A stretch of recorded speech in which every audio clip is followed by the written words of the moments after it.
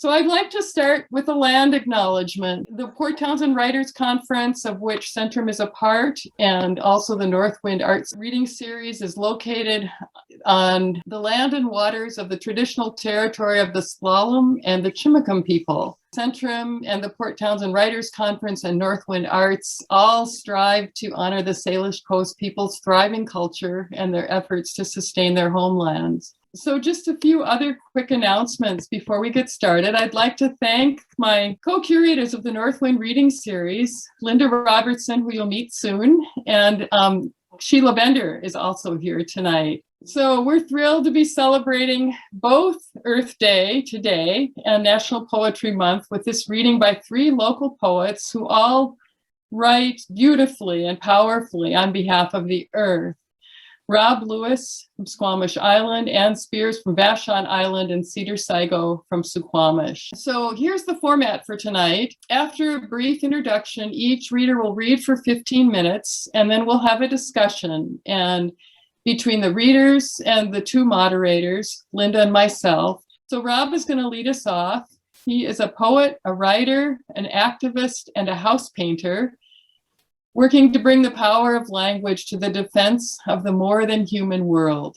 His writings have been published in Dark Mountain, Cascadia Weekly, Manzanita, The Atlanta Review, Southern Review, and others.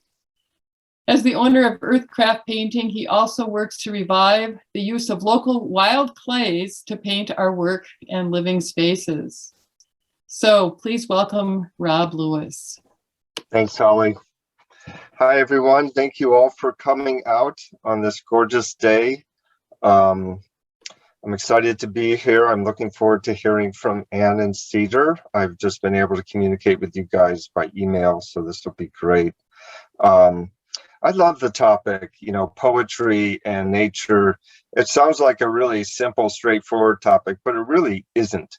And I really am starting to feel more and more that our culture right now needs poets in this climate fight and in order to try to save the biosphere. And I've been thinking about it for a while. It really kind of was what generated the first essay in the book, The Silence of Vanishing Things, which Holly mentioned. I had been looking through the Poets Market, which is what, you look through if you want to see what the poetry guidelines are for various publications out there. They list a blurb, tell what their kind of poetry they're looking for and not looking for, and they call them submission guidelines. And I kept noticing the phrase, no nature poems, please. And that really struck me. And this was the mid-90s, and globalization was really going great guns around the world. Lots of forests were falling, lots of industrial ag was developing. So that just struck me. And so it got me working on this essay.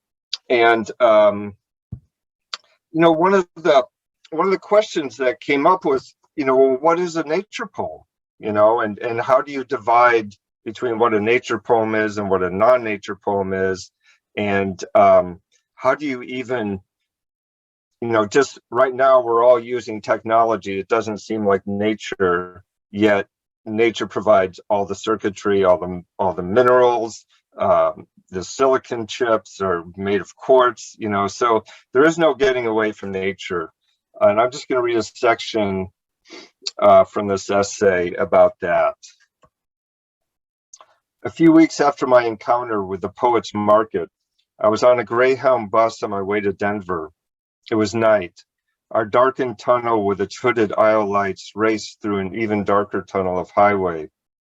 I looked around at the tilting, bobbing heads and thought, I could write it now, the non-nature poem, that is. There we were, humanly, encapsulated in a machine, the world outside our windows, hidden by night, indecipherable. No nature in there, right?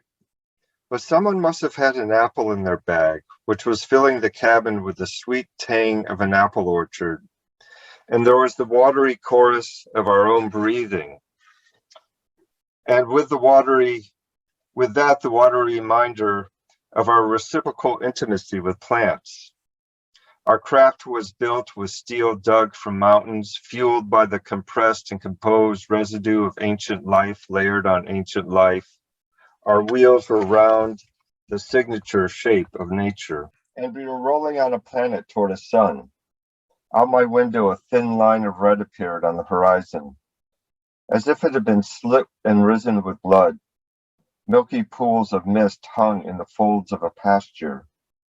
The bus banked a long curve, and through the shoulders of two hills a shaft of light found a chestnut mare standing alone in the field, igniting in the haze around her a halo of rainbow luminescence. So there really is no writing nature poems and non-nature poems. We are where we are, and that's on Earth. There's nowhere else we can really be unless you want to go to Mars. Join Jeff Bezos and those guys. And when I got to Denver, I went over to Tattered Cover Books. I don't know if anybody's ever been there, but if you go to Denver, you have to go to Tattered Covers. It's a huge and glorious bookstore. And I decided to just check out the poetry stacks and see how this theme of no nature poems was playing there. And it was the same experience, really. I really couldn't find any poems that had to do with the ecological situation at that time. And I found that kind of distressing, but I also noticed just how categorized a bookstore is. You have the environmental section, you have the poetry section, you have the race car section, you have the woodcraft section. We've been categorized into silos. And I came to see that as more the issue than poets not engaging with an issue, or at least these publishers not printing their work. The problem, that I get into is that has, carries the ought and the should. And whenever you start mixing art up with oughts and shoulds, you're running into trouble. So it really is a complicated thing how we stay true to ourselves as artists, while at the same time staying human as people on the earth. I'm going to read a poem that kind of came out of that experience at Tattered Covers. It's called I Went Looking for the Wild One.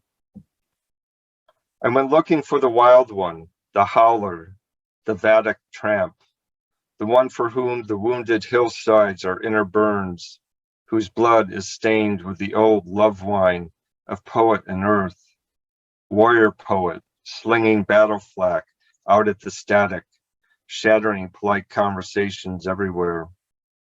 I looked in the anthologies, listening for echoes, traced for signs in the quarterlies, magazines, best ofs.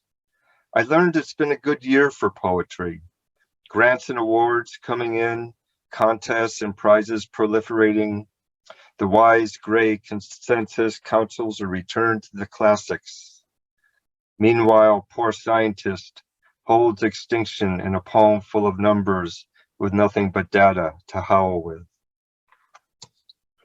And that gets to the categorization issue again. In some ways, I guess that poem was a criticism of maybe what's felt to me a disengagement by the poetry world with nature. But really, I think what I was saying was the categorization we all get into, how we've taken the environment and we've put it under the category science. So scientists are left with this job of trying to save and manage, what's left of ecosystems, but they don't have the language for it. And science is very much still in the frame and the mold of mechanical thinking. We see this in the climate science. I began to learn more about climate and began to realize that the story we're getting about climate is actually fairly limited. If you look at the IPCC reports, the Intergovernmental Panel on Climate Change, their assessment reports are all amended by the phrase, the physical science basis. So there's two branches of science, the physical science and the life science, biology and physics. And the story we have about climate is pure physics. And for various reasons, it's complex, but mostly I think because of a mechanical bias in human culture and in scientific culture, we've taken this physical basis. It's also the one that you can run computer models on. You can't model living systems. They're just too complex. What happens in soil, what happens between trees and clouds, and the movements of moisture and temperature and energy. We don't have the skills yet to be able to put that into a model. It's almost impossible because it's changing constantly, and models work with things that are supposed to be constants. So I've come to realize that there's a side to the climate that we're not even getting, and that's the biological climate. It's ecosystems. This climate that we think exists purely in the atmosphere and is purely moderated by carbon dioxide is actually the production of the living earth. It's production of Gaia, just the way Gaia makes clean water, the way Gaia makes oxygen. Gaia also makes climate. So when we destroy ecosystems, when we ruin soil with agricultural, industrial ag, and when we cut down forests and cover up land, we are causing climate change. And we are causing, and these effects have been well known for a long time, but we're not getting told. And it's a bit upsetting to me. And I guess to bring it back to poetry,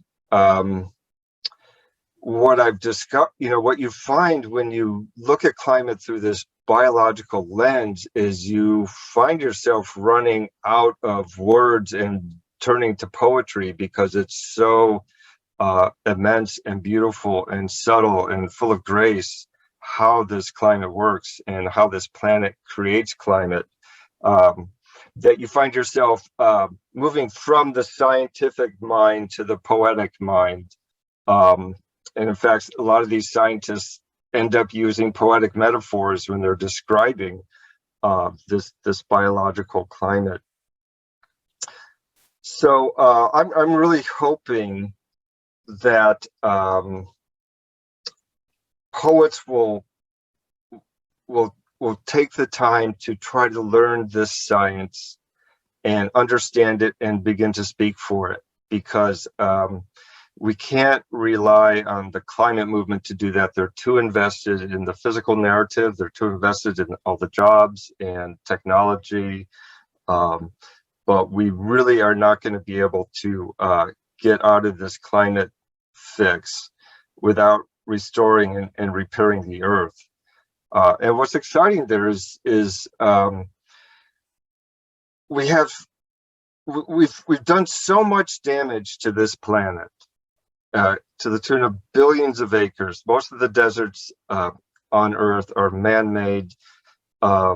Most of the grasslands have been utterly ruined. And over the last couple of decades, scientists and biologists and just regular folk, farmers, permaculturists, they've been learning how nature sequesters carbon, how grassland ecosystems work. So for example, if you just switch grazing from sending your cattle out to just roam the land and you bunch them up and move them around as though they were wild herds, behaving the way they used to when there were predators around, and they would, bunch up for safety, and they would move a lot because they were, devouring all the grass, and they were pooping and peeing on it, and they had to move on. But what they did while they were devouring that grass and pooping and peeing and trampling it in, they are providing the microbiome in their gut that the soil doesn't have by its own, so that the soil is able to, the grassland ecosystem is able to function the way it's intended to. The grasslands need large animals.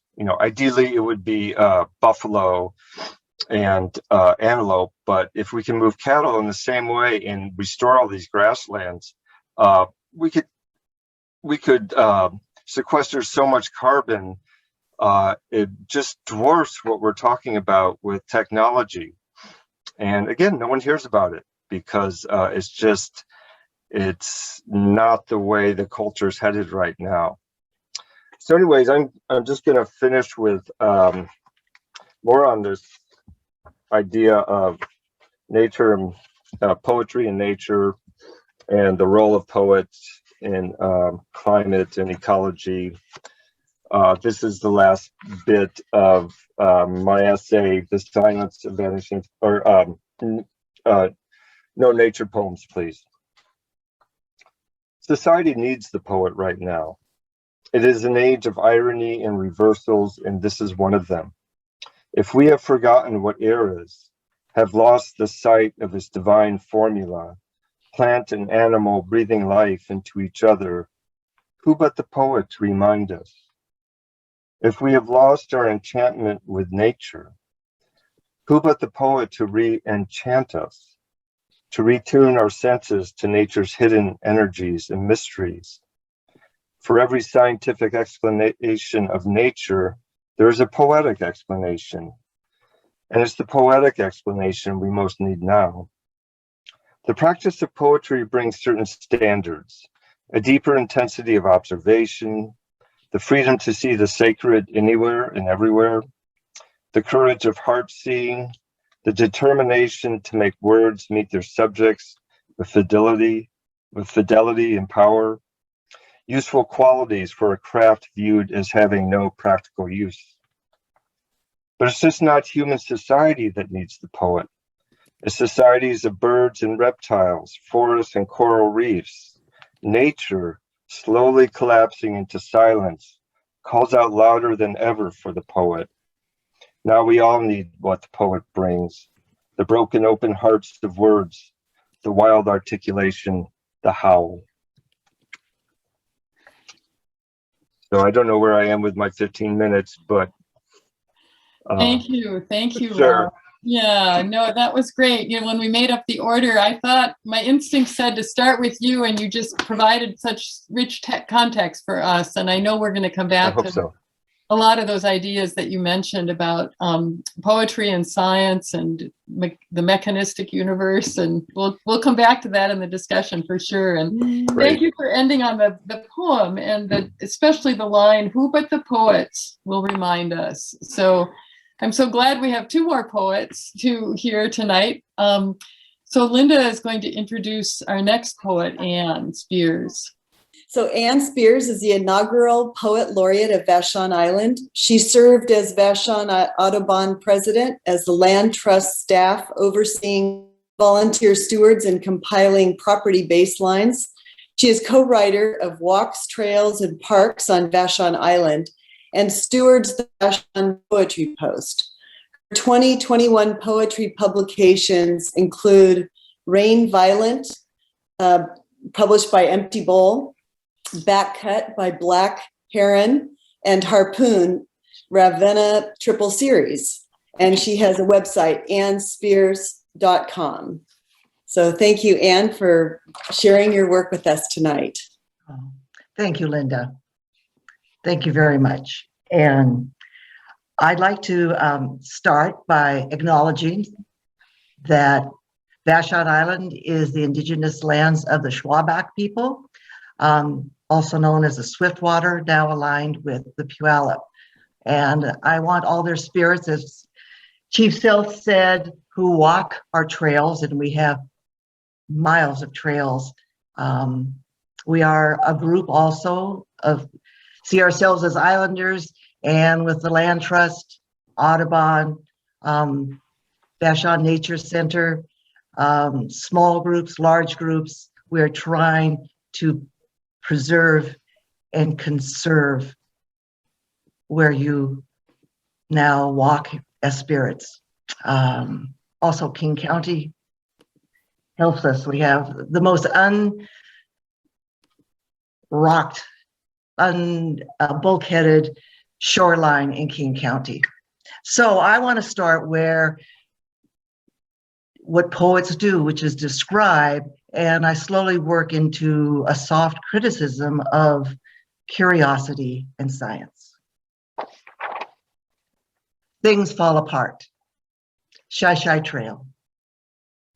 On our return, we eat amid a surfeit of salal berries, purple ink, skins, sticky, pitchy, spaced on a stem.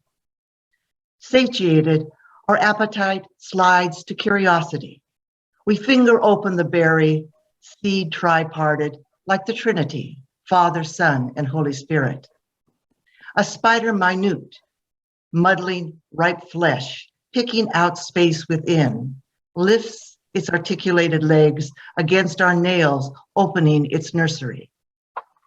A worm, a worm, white, segmented, eye dot, contracts its length, curves upward, its head swaying against our probing. We've consumed more than berries. We eat God's creatures, each in the berry to deposit larvae, and those soft things feed off the swash of sweet. They harden, emerge, Arachne herself, or wings unfolding. We hear the center cannot hold. Our world disordered at our sundering, the berry, our vast appetite, our curiosity. This is part of a chapbook concerning when I went down to Baja, Mexico to visit the gray whale birthing ponds. And my grandfather whaled commercially out of Westport in the 1920s. In the Reserva de la Biosfera El Viscano, the Yankee and local guides huddle, drinking something straight and strong. I can smell that gringo across the room, an absence of scent, not wood burning or creosote bush or axle grease. I bet his wife is thinner than I am. I heard on public radio that celibacy for priests is not necessary for pastoral efficiency or personal wholeness. This assertion, coming now, panics me. 2, hung on a shrub, the carcass shines, red flesh marbled with fat and gripped by sinew. The great horned sheep's 4 hooves gathered to a point. Where are the viscera and backbone? Where is the trophy? The curled horn, skull, lips, and ears, packaged to be carried north to the taxidermist. 3, the hunting guide talks Spanish at me. All I can muster are the words, cervezas, por favor. No cervezas arrive. Perhaps we shouldn't be here. I respond, sí, to all he says. I found that repeating sí, yes, sí, is the quickest ticket for an exit. Back on the road, descending the flanks of Tres Virgenes volcano, David advises that saying yes in another's tongue is a dangerous habit. My next is a poem in a book coming out in September called Back Cut by Black Heron Press. And these poems detail the edge of Washington State immediately after World War II and after the forest's big cut and last commercial razor clam digs. In that decade, folks eked out a living on the dwindling supply of these natural resources. The poems are a series of monologues between a husband who is a vet and a wife who is emotionally adrift. It's a love story. This is in the wife's voice. Methuselah's beard. 1, old man Samson straightens his flannel shirt, faded to gray, cigarette behind his ear, face stubble long as it will get. He stands in the bright color of cedar shakes, freshly split day in and day out. He waves his arm, a generous invite to go at it ourselves, split our own shakes, or leave some coins, nickel per piece, honor system. I run a U-shake, he jokes. The old coot shows off, his fro cleaves the wood, he twists its half. Iron splitting shakes from the bolt's fresh edge. 2. My husband picks up the tools, tries a hit in another, the split not clean, the length short of the 24 inches allowing 10 inches to the weather. Samson says, it's the drinking, you got to give it up. My love answers, not on your life. Stuffs a few dollars into the coffee can atop a stump. He shoulders his bundles of shakes, plenty to roof half a shed. 3. My love, yes. No one does as much weight, lift and set down, moving cedar dugouts up beach, pry and push, his long-handled PV wrangling logs into place. St. Christopher himself, carrying over streams, fast and frothy, white ladies, heavy with larded pies, native women, plump with the fry bread, dipped in seal oil, everybody laughing. My drunken man, flexing, noise, show off. 4. We buck down the road, I say, old man Samson knows what he is about. I hang my arm out the window, my fingers combing the dismal light. We roll through the woods, hung with Methuselah's beard, a lichen so proficient it eats the air. I say, I don't mind being here. The smell of cedar holding me. My love downshifts, the high pitch of metal on metal, brake smoking. Indecent thoughts rise in me about old man Samson, undressed. He all white under his stiff clothes, except for his hands and face, sun-leathered and wart-cut, tough as a scabby apple. I pull my hand in from the rushing air. It finds its mate as I slide them between my legs, my desire taking me somewhere else.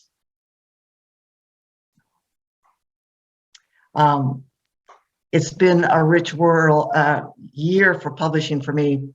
I also have Empty Bowl putting out a book of quatrains, and each quatrain has an international weather symbol.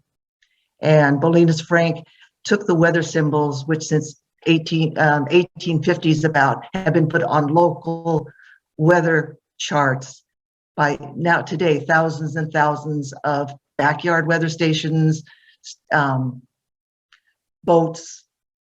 So I put the different symbols in their title, and then I had 4 lines of poetry, and I'll show you 2 of them. Let's see here. This is Rain Violent. The little dots are the rain. And then the other one is Drizzle Not Freezing. So I'm going to get backwards for you. Oh, well. Okay. So here's some of the poems. Weather station on top of a mountain. Ants stream like red monks, lining up to collect sweet from whatever heat rises and from everything tongue pretty, with nectar in winter's slip into warming. Rain slight. First we take Manhattan, then Berlin, maybe Bangkok or Dubai. We infect you. We swarming, our genes a kaleidoscope, twisting faster than your magnifying eye. Rain continuous. I wear rain gear always. Some of us go naked, cycling through the market. Everyone wears shower caps, crinkling over coiled hair.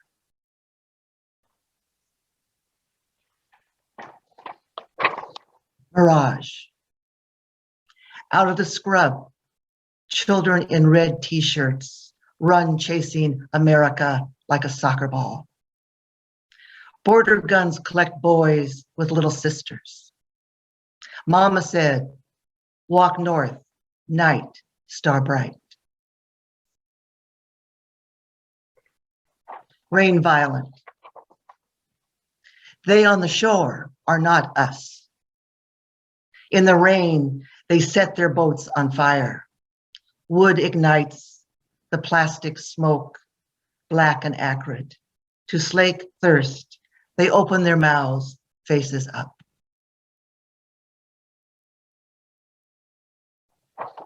Snowflakes continues. We melted snow. Yes, we drank ice worms, red threads in our camp cups. Yes, our breath formed small clouds. Yes, glaciers opened for us, crevasses moaning.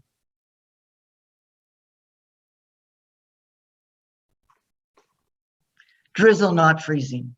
The moon's ragged edge rasps dusk. We walk out into the field of wet. Our garden's last cut. Mint or cane or nettle. Grief in every handful. Snow crystals, starlight. Out of the boat, kindness steps. She is pregnant, full. She has done this before, stepping out of boats, rocking, finding balance, grasping the bird's tail. Thank you. Oh, thank you. Thank you, Anne. That was wonderful. I love how your reading adds another whole dimension to what Rob shared with us, and in learning about the people who work the land and their voices and so many wonderful details too. And I have to say, congratulations on a prolific year. Yeah, and just to let everybody know, we're posting the bios in the chat. And so if you want to look into these books that our poets are reading from, Anne just read from Back Cut, which is coming out from Black Heron, from Black Heron. And then Rain Violent will be coming out from Empty Bowl. And a third one, Harpoon. And her website is also there too, so you can find more information. Yeah. So thank you so much, Anne. And I'll go ahead and introduce our final poet, Cedar Saigo. And after that, we will be moving into discussion. So feel free to start posting questions in the chat as they occur to you. Okay, it's a great honor and pleasure to introduce Cedar Saigo. I'm so glad he's able to join us tonight. Cedar was raised on the Suquamish Reservation in the Pacific Northwest, which is also the community where I am very grateful to be living, the community of Indianola. We are on Suquamish land. He is currently a mentor in the MFA program at the Institute of American Indian Arts. A book of lectures, Guard the Mysteries, will be published by Wave Books in June of 2021. So another book to look forward to. And we will we'll post the link for you to, if you're interested in that book, I'll post that in the chat as well. So please welcome Cedar Saigo. Thank you. Thank you so much, Holly. And I also want to thank Rob and Anne, and also to Centrum and to Northwind. Tonight, I think I just had this chapbook come out from Milwaukee. My friends Michael Slozik and Luke Daly put this together, and it's just 125 copies. And the unifying factor behind this book is that it's all poems concerning the poet Joanne Kiger, and it's called On the Way. And Joanne Kiger is largely a Northern California poet. She was born in 1934 and died fairly recently in 2017. Actually, I saw one of Joanne's friends is here, Paul Nelson, who also wrote a book of poems about Joanne Kiger. But I thought she would be a good person to concentrate on for Earth Day because her poetry is very concerned with nature, not so much entire constructs and ecosystems as much as how differences in nature show up in daily life. And she was very intent on dating things. If she was writing while traveling, taking notation of that. And She was also married to the poet Gary Snyder and lived with him for 4 years in Japan, but often I feel almost too much is made of that fact. And it almost obscures her legend at times. So I'm going to read from this book called On the Way. And this first poem I'll read is, she made some experimental videos in the late 60s. And I watched one of these videos after she had died. And I just started scribing the words that she was saying, and this poem happened. And this is, I didn't really alter the order of the words. They were sort of as received during the film. Once upon a time, I was speaking and he was speaking and the poem was speaking. Thank you for the ground it gives us a place to be. I was speaking and you were speaking and the poem was speaking, gives us a place to be. Thank you for the ground it gives us. November 19th, 2016, for Joanne Kiger. 1. Poetry is the part that no one sees. Clip the flower, burn the brush, watch rain stream down the moon viewing window. 6 drops fold together, then glimmer. Burn a stick of autumn leaves, crack the screen door, write longer, have beams shooting out and over the blessed, bountiful body. Do not revisit poems the next day. They have already rejoined the actual matter, daily music fallen back into the fabric. To acknowledge mastery would violate her flexibility, even further terms, the heat and shape of the mountain. 2. Bring the outside in, the gray continuous tangle of moss posing as a mandala, burning the sudden white tiny cracks in between, outside. And this is a sort of a longer kind of serial poem. It has very much to do with the California coast, where I lived until the year 2017, and then I moved back to Washington. This is called Microtonal Concert Tape. The balcony is cut swiftly, falls as a drawbridge, a secret 2-story harp exposed, mangled, marimba eroica, cold fog.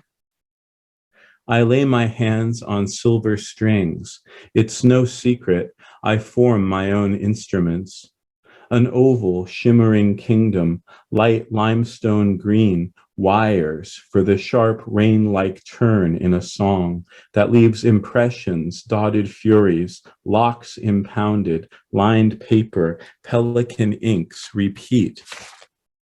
Ousted galaxy, headlong rush revolving the blood, placing clear agates up against the ledge, liquid forms worship empty skies. His voice steps over the running of the bath, knocking of the shade in the next room. His reading holds a jagged sense he may not make it. He clatters on in brokenness, as if he were hiking in ascension, citing certain medicine words in order. Moonscape in reverse, scattered rocks cutting up and away from the waves. 6 descending tones, mustard, bleached gold, flamingo, Mars red, burnt orange, bleeding cove, dry underneath. A torch to lick the walls, a singer to catch the song. Read Indian oratory deep in the night and cut it all up. Looking glass is dead. The circular blue paper is the sky. In Joanne Kiger's poems, the ground is formed from last night's dream. The thick Tibetan rope is piled like a snake. A young fruit tree shades the long plank bench. An agate sits as a stopper in a glass bottle. The wind is in the light of the sun. The tide forms an inlet, cutting off a small boat anchored beside timid lovers. The ends of clouds have spiral lines like scrolls, Japanese woodcuts of waves spilling over. A lone hummingbird sits on the limb where there used to be two. The poplars grow past a red circular sun, dense lines quilted behind it, frozen in light. A postcard cut tall and thin. The footprints are traced beyond the cliffs. Long stories are meant for empty containers. The woodpile is arranged upside down, wisps of cold web-like grass underneath. The black branches hang down and narrow to purple leaves, dividing the page. One cloud forms a low, solid ceiling over the Pacific. Two blue jays swerve out against another sky. One paved ring, white, around East Peak. Watch the butterflies drop off, away. We visit now more than we did when I couldn't drive myself up to see you. The lilt in drifters at night, their distortion, like embalming of shooting light turned figures. And soon I couldn't recognize distortions at all. Their closet inward radiance and carryover was how I lived, how the coast is not my dream jagged line, but a living massacre, a round continuous ocean view, all the way asking of reflection. Again, suspension in sound means circling, chasing down, scaring off old edges. The remnants of a lovely party strung out, sensitive, dark-eyed woodcuts in love, young and old candle-lit tombs, casting down planks through the darkness, crossing canals toward the shaded corners of the house.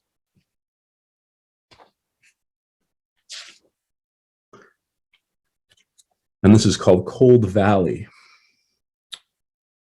The fog shades a smooth stone bust, then slips into rain. My mind is well suited, onyx shining edges, the reflection itself. Traces of mist on an old window. The best part is grinding the ink down endlessly, filling my brush. Gray morning.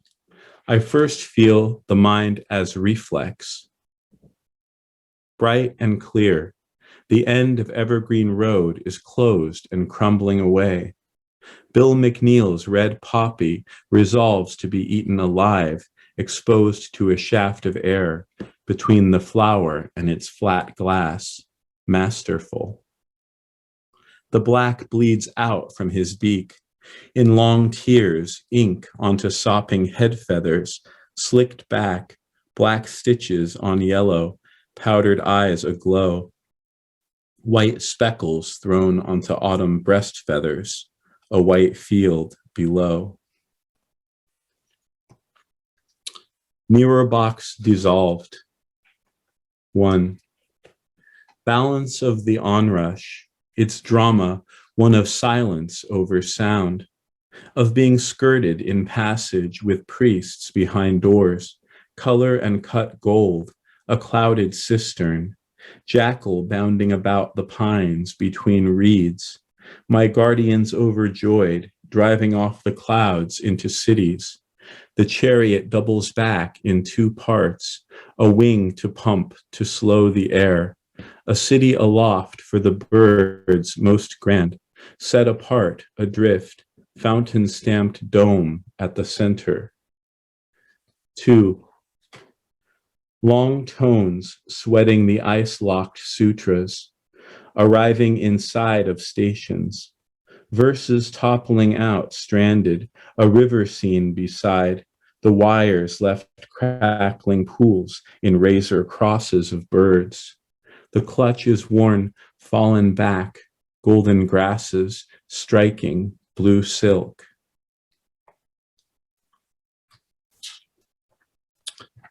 First Love for Kevin Opstedel. I've never lived in New York, but I died there once while visiting. Those empty riverbed organ blues whose chords I never knew. If the poems are dated, surely she is charting a breakthrough. Large black butterflies like birds, and the sun is a star, a form of trust plus reintroduction to the act. Dead heat and playing it off, killing time in Isla Mujeres, of quickly drawn and dispelled passage, the shadow of the board behind the door. I signed once as Miss Crane, once as Miss Valdez, jerked awake. The Atlantic Ocean had died and folded, headlong, disappeared. Thank you. Joanne Krieger. And what is the title of your chapbook again? It's titled On the Way. But I edited a whole book about Joanne for Wave Books, and that book is called There You Are, Interviews, Journals, and Ephemera. And that was published in 2017. Speaking of editing, I just wanted to add that Cedar was the contributing editor for the section on the Pacific Northwest in this wonderful collection. I hope you can see it. It just came out this past year. And when the light of the world was subdued, our songs came through. It was edited by Joy Harjo. Right. Yeah, it's right here. Woo. Yep, there we go. Joy and Jen. And it's a wonderful collection. So, when did you first fall in love with the natural world? And is there a writer that helped you as well? I think that my first moment where I was conscious that I was where I was supposed to be, in the 70s, we moved to Vashon Island and rented a cabin down a trail on Dolphin Point. And the tide would go out twice a day and the tide would come back in twice a day. And I had babies and I was teaching, and it was so wonderful. The smell and the sound, the color and the light. The light really didn't shine on our house till a month before Easter. But anyway, it was just wonderful. And the book and the writer, I'll do this quickly, the book and the writer, not a poet, but the book is by Muriel Guberlet, and it is Seaweeds at Ebb Tide. When I was getting ready for this, I was thinking, well, what are my poems doing? What am I doing? And there's poems that are just descriptive, and there's poems that are descriptive of the animal, the plant, or the landscape. And then there's poems like the first one I read that go through the landscape and then work to earn a comment, like, why are we looking so closely?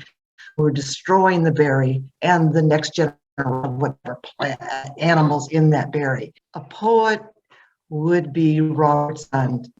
And it's not so Robert was a wonderful human being, but I don't write anything like him, but I can read one of his poems and it puts me beyond science, beyond description, but into a place of, I might as well be a clam in a hole. It's so wonderful. Who would like to respond next? I guess I fell in love with sort of the nature around here because I always just loved the darkness so much. And being a Suquamish person, you end up learning a lot about Old Man House and how to survive off the landscape. How did people survive? Just answering that question triggered so much in my imagination, even as a young person. And I didn't really figure out what those answers were until I got older and sort of educated myself, or asked my dad questions he was willing to answer, or my sister Lydia. So I guess that's sort of the way the landscape of this area, and eventually California, being in the shadow of Mount Tamalpais, that definitely affected my imagination as well. But I wanted to mention for the writerly part of the question, to mention two nature writers that I love. Larry Eigner is one, who is a poet who was confined to a wheelchair. And he spent a lot of his early life in Massachusetts. So in front of, outside, but also in front of a window. And so a lot of his poetry is sort of like that, anything that enters into the realm of the window or the front yard, or what he can literally see, sort of composes the ecosystem in that poetry. But also the poetry of James Schuyler and the nature poetry that occurs by great writers within cities, There's no better description of the night sky or flowers in gardens in cities than James Schuyler. one of the great poets who wrote Morning of the Poem was probably his most famous book, but they're all great. And also the poet Michael McClure, who would deal with things on almost a cellular level. He could, the poem is a physical body. And when you are performing it, to give it that thrust, to give it that physicality. Good. Thank you. Thank you. You're giving us a great reading list. And Rob, how about you?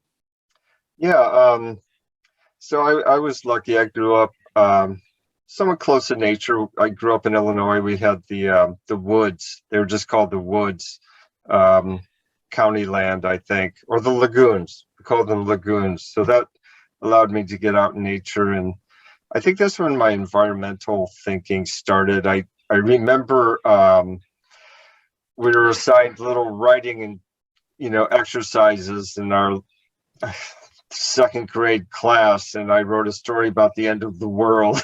So I was already seeing what was going on, and I think that was my first adult consciousness, was to take note of that injustice between humans and non-humans. That really struck me. I didn't start writing poetry until my 30s, and really the big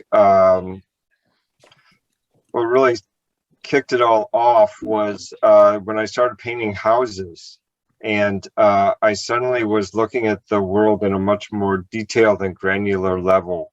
I was noticing surfaces because I was getting into doing wall finishes. It was called faux at the time.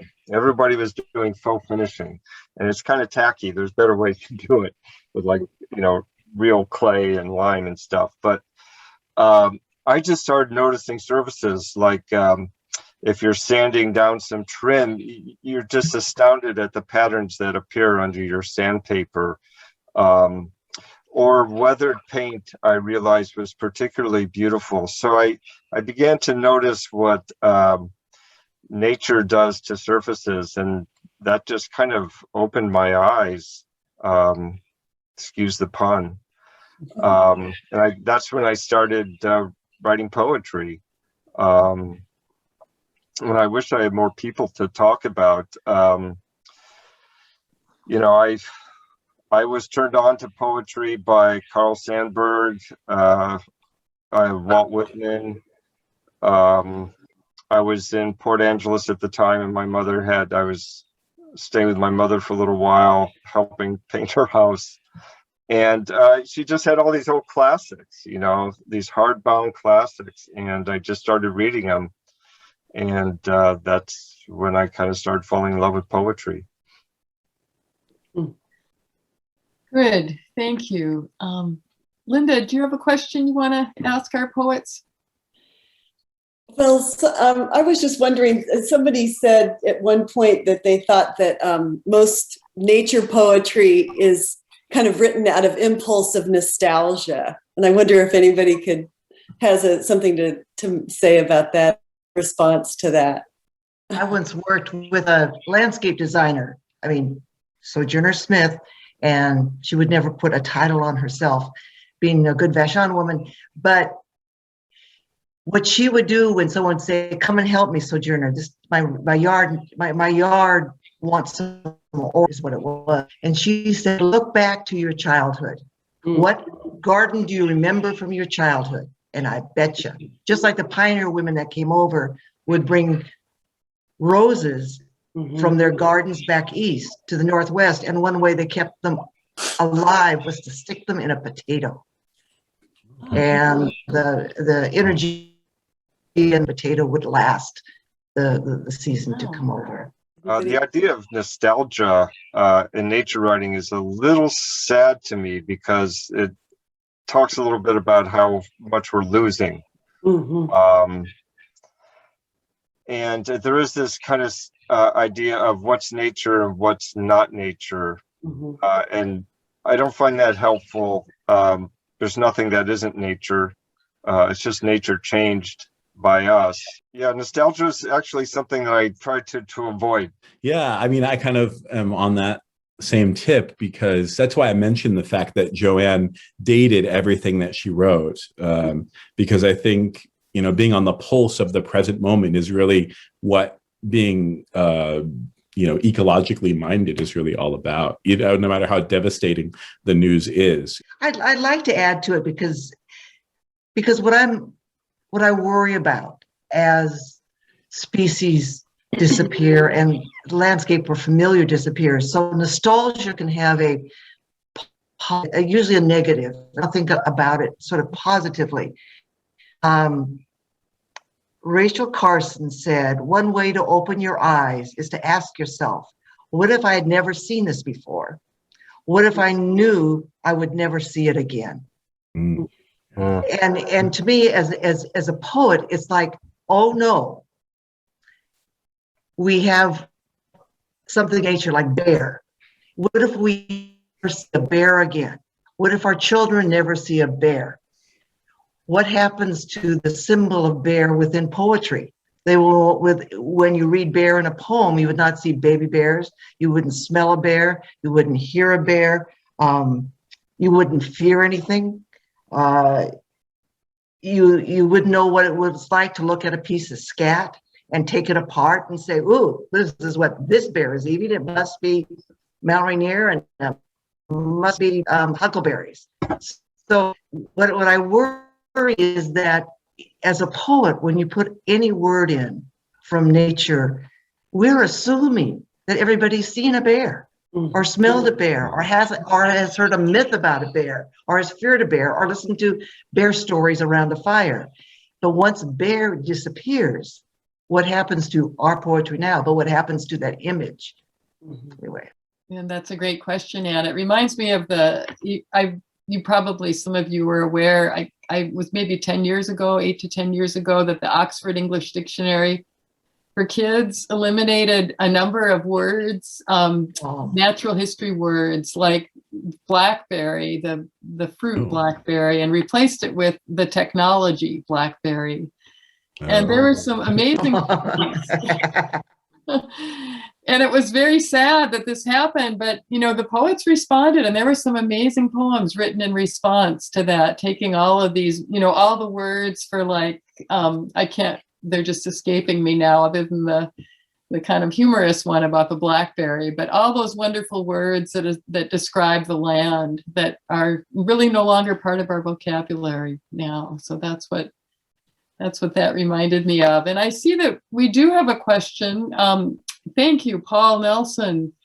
A question for Cedar. Cedar, do you think poets like Joanne Kiger, whose work is very subtle, gets looked over as an eco-poet because of that?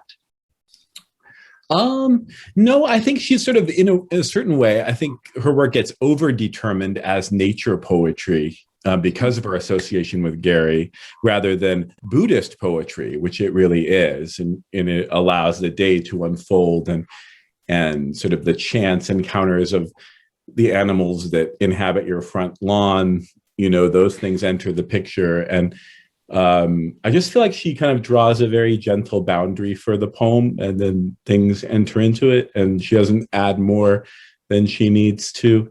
But I think, you know, but the other half of that, saying that she is overlooked, absolutely, you know, she's overlooked. Like the best writers of the so-called sort of Beat generation are all women. They're all queer. They're all people of color.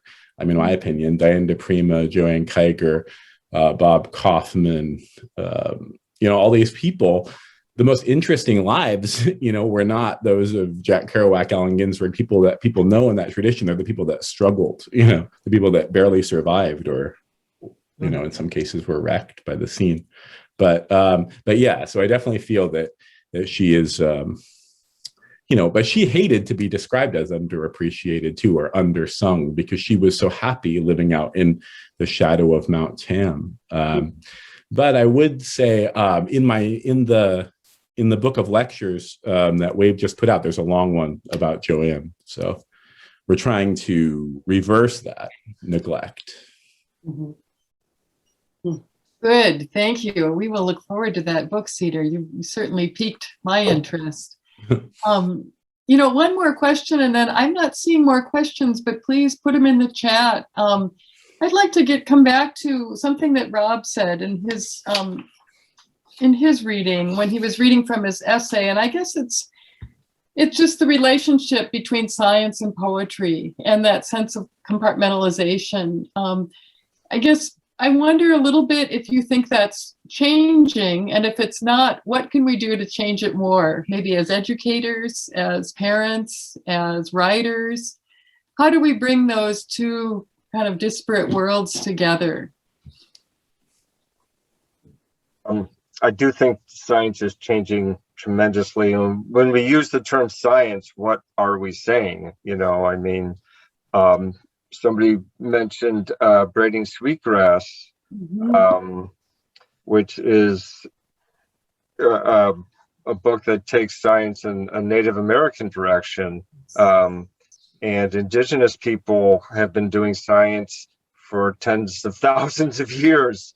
It's just without all the theory, it's embedded in a wholly different cosmology. So I think, one thing we need to do with science is be more precise when we talk about science. And I think we need to challenge science. A lot of us are getting challenged right now to look at where we come from and to look at the baggage we brought along. And it's time to examine that baggage and deal with it. I think everybody agrees on that. And I think the same is true for science. Science is still carrying cogito ergo sum. I think, therefore I am. Descartes' thing, which is almost nonsensical. I really don't know what that means, other than thought is the only thing he can trust. He's that disconnected from nature, and that presaged the science as user and controller of nature. But you look at Robin Wall Kimmerer and new scientists, and they are coming at it from a totally different viewpoint. So it's an exciting time for science. And I think as science progresses, it's starting to look more like poetry. And I think poets, this is something I've done myself over the last couple of years, is really dive into science and try to learn it. Try to learn the climate science, try to learn how ecosystems work, soil. It's really, incredibly generative for poetry, because you get, as Paul would say, Paul Nelson, you get the glimmering details. You're exposed to so many things that you were looking at but didn't see before. But once you really take it apart, you have so much material to work with. Thank you for mentioning Robin Wall Kimmerer, because she's such a great example of bringing together Western knowledge with Indigenous knowledge. And I think I saw lots of heads nodding and people holding up their copies of her book. And, braiding sweetgrass and gathering moss is also really I want to get that. Yeah. But there's a couple other books that have been mentioned that I was trying to remember the title for it. Patrick Johnson mentioned Homeground. Homeground, I think, was edited by Barry Lopez and Deborah Gwartney, and it talks about all of the language, where it comes from, that related to our geography. And then Susan Landgraf, thank you, Susan, mentioned The Lost Words by Robert McFarlane and Jackie Morris, which just came out this year, I think. And they take those lost words and make art out of them. And that's a really powerful book. And I believe that the Northwind Art is planning to do an exhibit connected to that book. I don't know more details, but if you keep an eye on their website, I think you can find out. So I'm just looking at the time and realizing we probably need to move towards our closing. Holly, there was one other question. It's kind of a big question. We could maybe take shortly, but from Carl, who says, earlier this evening, I was watching a PBS special about Greta Thunberg and her attempts to get the rest of the world to wake up to the awful situation we are faced with climate change. How do we use poetry to engage the public to act boldly with regards to the environment? Big question. Great question. Great Yeah. question. Yes. So who wants to take that on? Come on, Rob. Well, the key to your statement is use poetry, and that's complicated. When you try to use poetry, you start to lose the poetry. So, I sometimes think we need to just start a little more basically and just try to get as educated as we can, and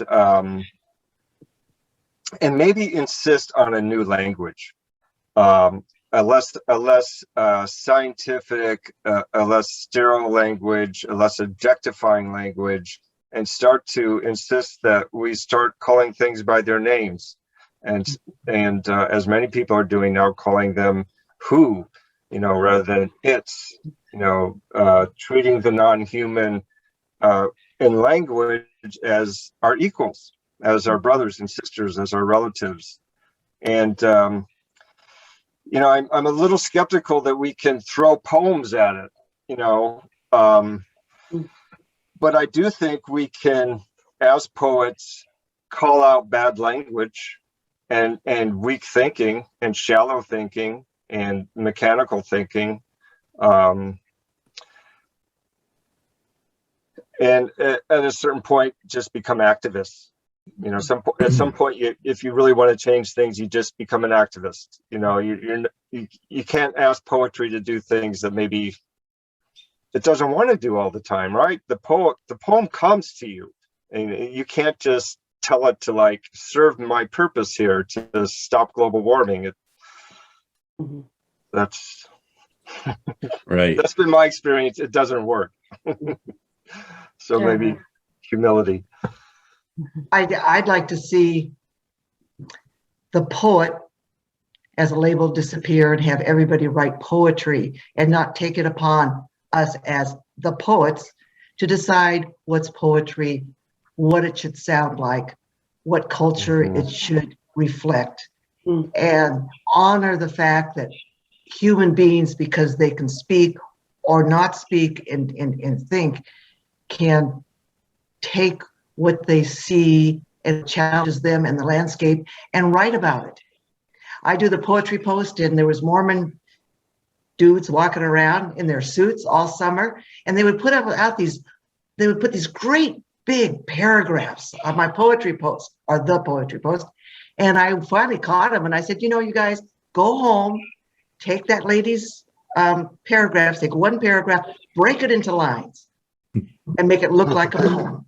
And then, and I'm hot for that. Thank you. That's a great story, Anne. Cedar, did you have something you wanted to say? Yeah, just off of what Anne was saying, how do you, that's the question really, is how do you take poetry off the page into and make it turn your life into a reality made of poetry? So poetry isn't something you're stepping in and out of. Yes.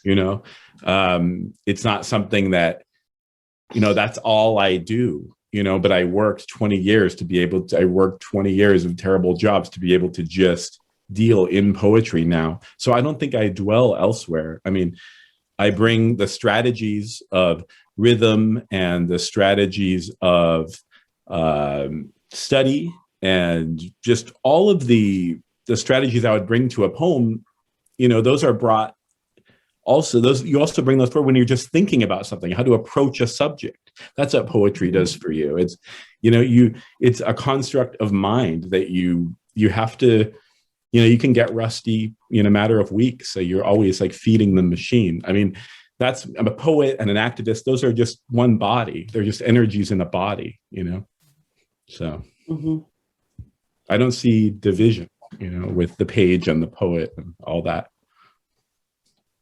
That's great. And maybe that's a nice note to end on. I love that. A reality made of poetry. And Paul Nelson wrote, poetics as cosmology. So. Yeah, absolutely. Yeah. And Paul's picking up the idea of the American sentence as appropriate for poetry. Yeah. Thank you, Paul. That's right. That's right. Yes. Good. Well, let's conclude with a poem from each of you. So let's go in the same order. So Rob, do you want to? Okay. Yeah, I just have a very short poem. It's about this dialogue in my head of being an activist for really long and writing lots of activist poetry, and then hitting a wall and feeling like I wasn't creative anymore. So there's a conversation I'm having with nature, and it's nature, my voice and nature's voice, and nature's voice is a little, I think, higher and a little more feminine. Perhaps I have to walk away for a while. Would you walk away? The freedom of the lyric is the first thing. I have to maintain it. All lyric comes from my breath. But I need to find my own. It needs to flow freely wherever it wants to go. I only flow freely. It can't always be about you. It's depressing, boring. I got to write about something new. About, you are awfully concerned with this thing about. By the way, you were going to walk somewhere. You called it away. Where's that? Thanks. Thank you, Rob. Anne, how about you? Okay. I started my household right at the edge of when the Northwest had the abundance where you could go out and get too many clams, have too many cucumbers. And now I find myself going to Costco to get too much. So I'm going to go back and to back cut about the husband and wife post World War II at the edge of abundance. And they live in an area where one of the history books is called "They Tried to Cut It All" in Grays Harbor. I'd like to return to Back Cut, my cycle of poems that present a husband and wife through monologues. They are living post World War II on the Washington coast. They lived where the landscape gave them too much to bring back to the kitchen. I go to Costco to get the same challenge. Putting up for winter. The glut. We net smelt out of the waves' long run. Eagle, snag, silver, scattering crazy. Salmon so plentiful, their splishes racket upstream. Bear smell hot at every trail turn. So thick, huckleberry milk from the stem, plunk, plunk in our buckets. Fresh scat, purple with fruit. So much we cannot stop. Heavy loads, just one more. Wood stove glowing into the night. Horse clams, dozens jarred up erect. Apple slices strung on grocery string, zigzag across the room. So much. Steam, heat, and smoke. Days, nights filled with doing. One by one, too much. Oh, thank God, hunger. Yeah. Beautiful. Okay. Thank you, Anne and Rob. I'm going to end with a poem titled "What Did You Learn Here, Old Man House?" for Joy Harjo. How to fall asleep easily on the beach, to dig clams, to dream a net made of nettles, a medicine of marsh tea boiled out to the open air, a memory of cedar bark coiled, resting for months in cold water, to be fashioned into our so-called lifestyle, clothes for ceremony as well as our dailiness, canoe bailers, diapers. We used the wood for our half-mile longhouse and totems, dried fish, a hard smoke, wooden oval plates that hooked together, filled with clear oil of salmon to wet our palates and smooth our bodies. A shawl of woolly dog, now extinct. They were bred on tiny islands we can still identify. Tatoosh Island off of Cape Flattery, where there were whaling tribes too, the Macaw, one of whose villages collapsed, preserved in silt, later unearthed. And how else? Which other ceremonies or necessary edges of objects? Our ivory needles, otter pelts, mat creasers, our dances. What else do you remember dreaming of? A kind of rake to skim the waves, to catch tiny fish on rows of twisted nails. Thank you. Oh, beautiful, beautiful, Cedar. Thank you.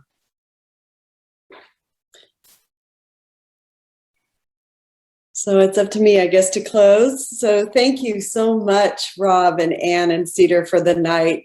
I wish we could go on and on. Such a beautiful gathering. And I'm just kind of looking at some of the comments, and it's really, you've blessed us tonight.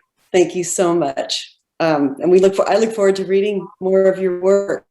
And I wanted to thank Centrum, Georgian Centrum and Northwind Arts for continuing to support our reading series, and we'll keep bringing poetry to our community and beyond. And thanks for everyone who came and listened tonight, and to celebrate poetry and to celebrate Earth Day and the earth, and continue to take care of each other and this place, this big place that we call home. Wanted to mention that our next reading, which will be May 20th at 7 p.m. with Kelly Russell Agadon and Susan Landgraf. So we'll look forward to that, and I hope we'll see many of you back here, and to listen to their new work, and to gather in love of the language and of each other. So thank you. Good night, everyone. Be well. Thank you. Thank you, everybody. Lovely evening. Wonderful reading. Thank you, Rob. Thank you, Cedar. Thank you, Holly. Thank you. Thank you, all Anne. of you. Thank you, Cedar.